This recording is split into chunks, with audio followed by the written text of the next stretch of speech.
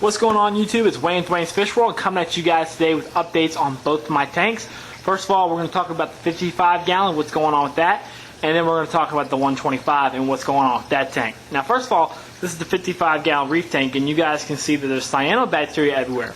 Now I'm going to get into that. Why is there cyanobacteria in my tank? Well, it's basically because of my well water, and I've got this problem under wraps now because I just went out and purchased an RODI unit and it came in the mail yesterday. I let my RODI unit make some water, and I did my first water change with RODI water for the first time. And I can already see my fish are liking it a lot better. Now, for you beginners out there, what's the difference from RODI water and your faucet water? Well, in seawater in the ocean, you don't have some of the elements in the water that you find in fresh water. So when you take your faucet water, which is fresh water, you have higher nitrates, phosphates, heavy metals, and etc. in your tap water, which you don't find in seawater. So when you mix it with your saltwater mix, it's not recreating salt water. So when you take RODI water, which stands for reverse osmosis deionized water, that is purely H2O. There's no nitrates, no phosphates, silicates, heavy metals, or anything in that water. It is strictly H2O. And when you take your salt mix, you recreate seawater, pretty much. So with the faucet water, with my faucet water, I preach it all the time, but in my past videos, but my faucet has like 40 ppms of nitrate alone. So my tank is set up to remove nitrates, but it's still a losing battle.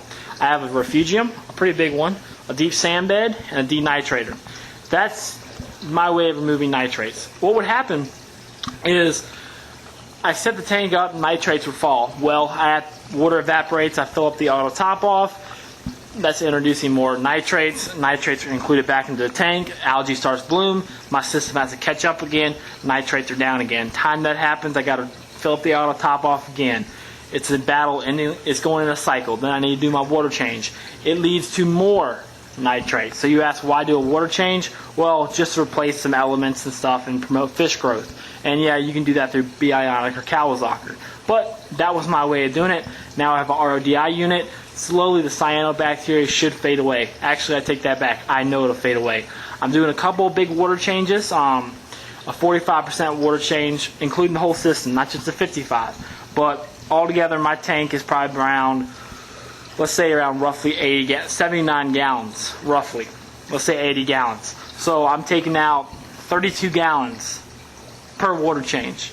And I'm going to do that once a week, and I've done that 2 weeks ago, and I did it this week. And I'm going to do that every week until my nitrates drop to zero. And when they drop to zero, I'm going to do a 10% water change every week, because I believe taking a little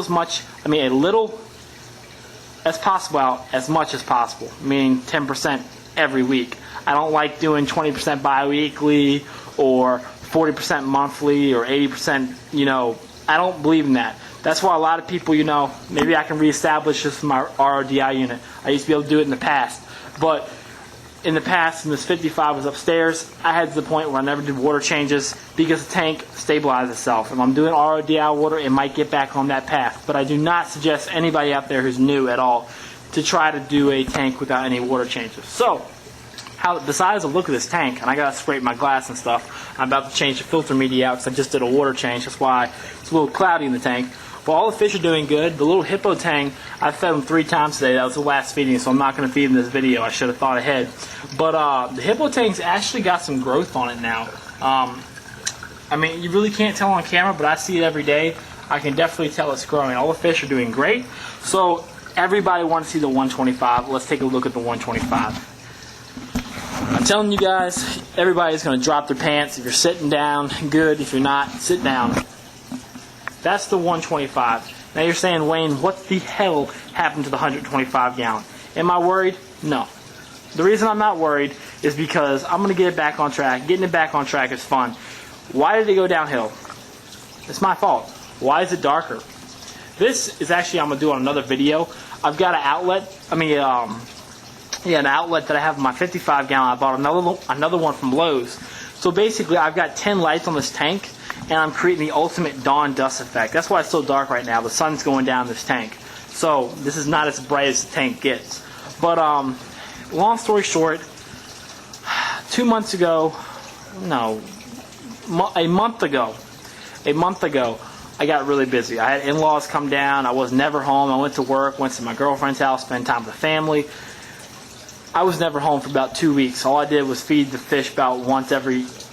They were lucky if they got fed once a week, but they survived because I know Dustin preaches this all the time, and I'm gonna preach it too. Not trying to copy him, but I'm gonna preach it.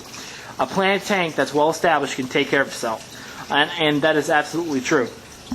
But the thing is, multiple things went bad in those couple weeks when the family was down and I was never home. One, I had one timer on this tank. So, my lights were on 24/7. My plant couldn't do their cycle. Believe it or not, just like we respirate and we go to sleep, plants do the same thing. They produce oxygen when the lights are on and they don't produce it when it's off, yada, yada, yada. So, they couldn't cycle the days. The light was constantly on and I never knew because every time I came down here, it was just the time the timer's on. And I never checked that. It never went through my head. Well, duckweed, I'm in the process of taking duckweed out of my tank. I'm going to convert over to dwarf water lettuce because it's easier to get out.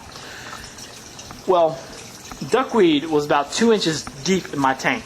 That's a lot of duckweed in the 125. It blocked a lot of light.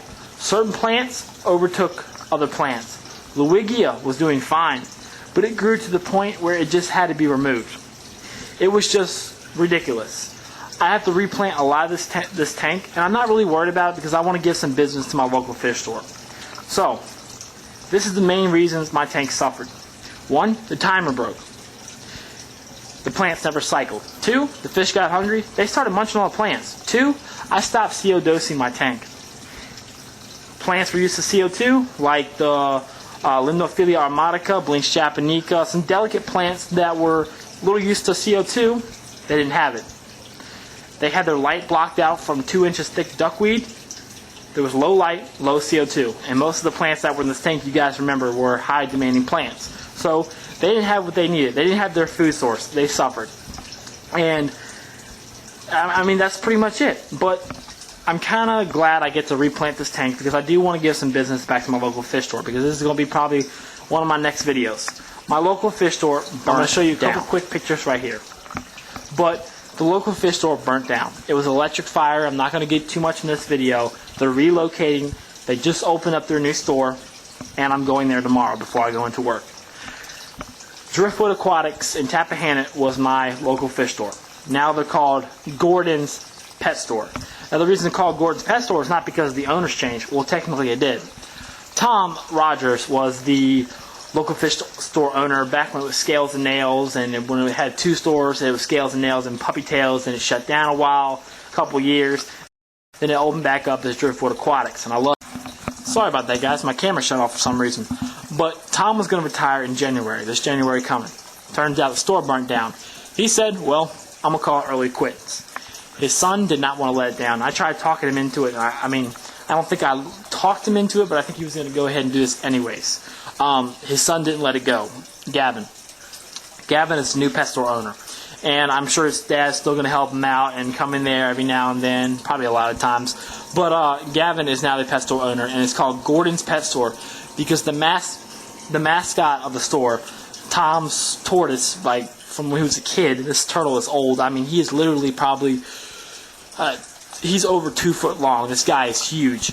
And he was a store mascot. He was a store pet, Tom's pet, the owner's pet. And the fire, ironically, happened right above his pen. Like how it is. Like, say the racking. Like, say these are the racking on one of the walls, the freshwater wall. In that store, I wish I did a video in that store, man. I always wanted to, but I just thought it was kind of awkward. And I'm probably going to do a video of the new store. But the whole wall was fish tanks, and below was his pen. And then right above it was where the electrical fire happened. So, next video, guys, I'm definitely going to get my tanks back on track, kind of focusing on the saltwater because saltwater is delicate. Freshwater, this tank might look like disaster, but I still got half a side of plants over there that's taking care of the tank. It might look ugly, but it's overgrown.